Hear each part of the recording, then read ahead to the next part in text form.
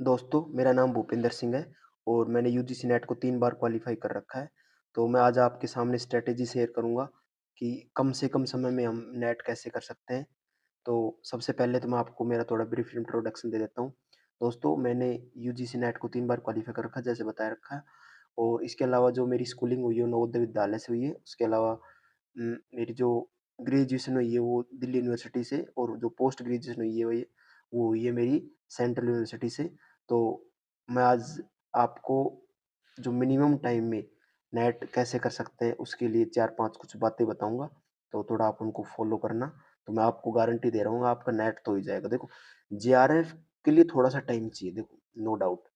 अभी आपके पास टाइम इतना है नहीं, जिन बच्चों ने पहले से ऑलरेडी बेसिक कॉन्सेप्ट पढ़ रखे हैं, तो ठीक है। लेकिन जिसने नहीं पढ़ रखे बेसिक कॉन्सेप्ट, अभी नई अपनी उनकी तैयारी है, वो भी शुरू ही हुई है, तो उनको अभी है ना, देखो बेसिक कॉन्सेप्ट के चक्कर मत पड़ना। आपके पास सिर्फ 4 महीने बचे हैं, तो 4 महीने में मैं आपको 4-5 बातें बताऊंगा, सिर्फ वो करनी है आपको। वैसे मैं आपको गारंटी दे रहा हूँ, सच बता रहा हूँ, विश्वास करो।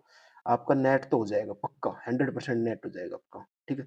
तो सबसे पहले आपको क्या करना है, पेपर वन के लिए तो मैं आपके लिए वीडियोस लेके आ रहा हूँ। ठीक है। अगर आप खुद से पढ़ना चाह रहे हैं तो आप कोई भी एक बुक उठा उठा लाओ, चाहे ट्रूमैन की उठा लाओ, चाहे ये केवीएस मदान की उठा लाओ, चाहे जो मैकराइल पब्लिकेशन है उसकी उठा लाओ। ठीक है। आप किसी भी की भी एक बुक उठा लाओ और पीवाईक्यूज ले आओ। ठीक है। सिर्फ पीवाईक्यूज ले आओ आप फिलहाल, क्योंकि आपके पास इतना नहीं टाइम कि आप बुक कंप्लीट बुक पढ़ सको। ठीक है, समझ रहे हो।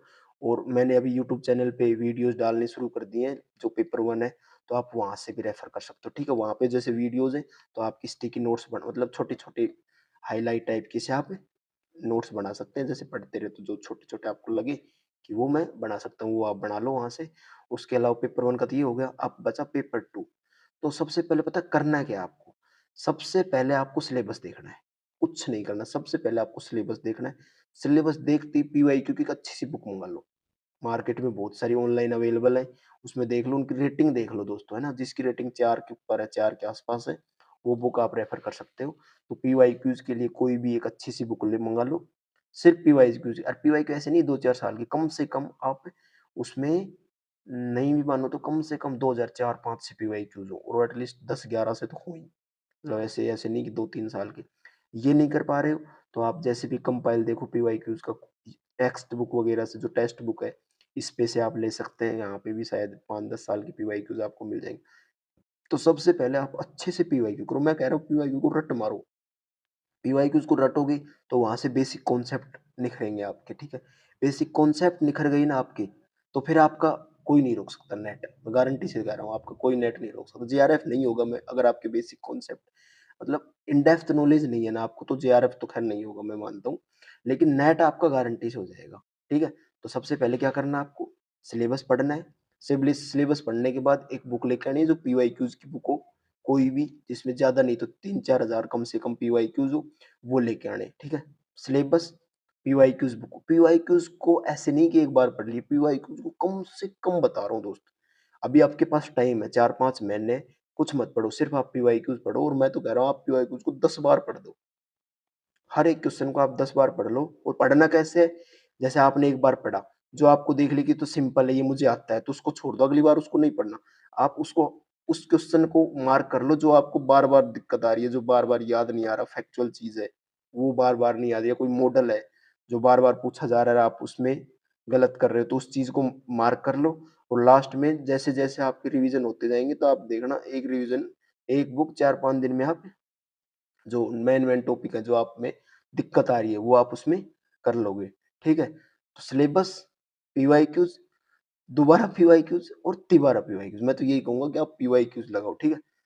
उसके बाद एक चीज आती है, वो आती है जैसे आप एग्जाम हो, एग्जाम से 1 महीने 2 महीने पहले की बात है। ठीक है। पेपर जो टेस्ट पेपर है वो सोल्व करो। मतलब जैसे भी मॉडल पेपर है वो सोल्व करो। टेक्स्ट बुक है, अब देखो यूजीसी नेट वालों के पास एक ही ऑप्शन होता है लगभग, जनरली मुझे पता है जितना, टेक्स्ट बुक का।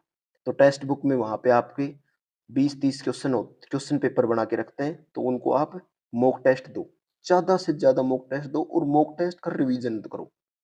ठीक है। अब 5 बात होगी, इसके अलावा कुछ नहीं करना। सिलेबस, पीवाईक्यूज, दोबारा पीवाईक्यूज, फिर model test paper, mock test देने, और मॉक टेस्ट के बाद रिवीजन, और फिर दोनों का रिवीजन। इतना कर लो और पेपर 1 में भी आपको सेम करना है। पीवाईक्यूज़ वीडियोज़ देखना चाहते हो आप मेरे जो अपलोड कर रहा हूँ मैं धीरे-धीरे अब मैं पूरी कर दूँगा जब तक आप तो पेपर आएगा ना तो पेपर 1 तो सारा कंप्लीट कर दूँगा मैं और पेपर 2 आप अपने हिसाब से पीवाईक्यूज़ ले आओ, ठीक है? समझ गए? दोबारा बताने की ज़रूरत नहीं पड़ी, कुछ मत सोचो यार, एक बार विश्वास करके देख लो, इतना ही कर लो।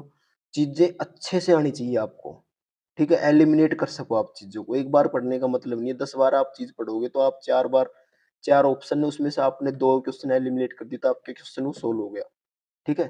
तो ये चीज़ करनी है आपको, ज़्यादा लोड नहीं लेना है, ठीक है?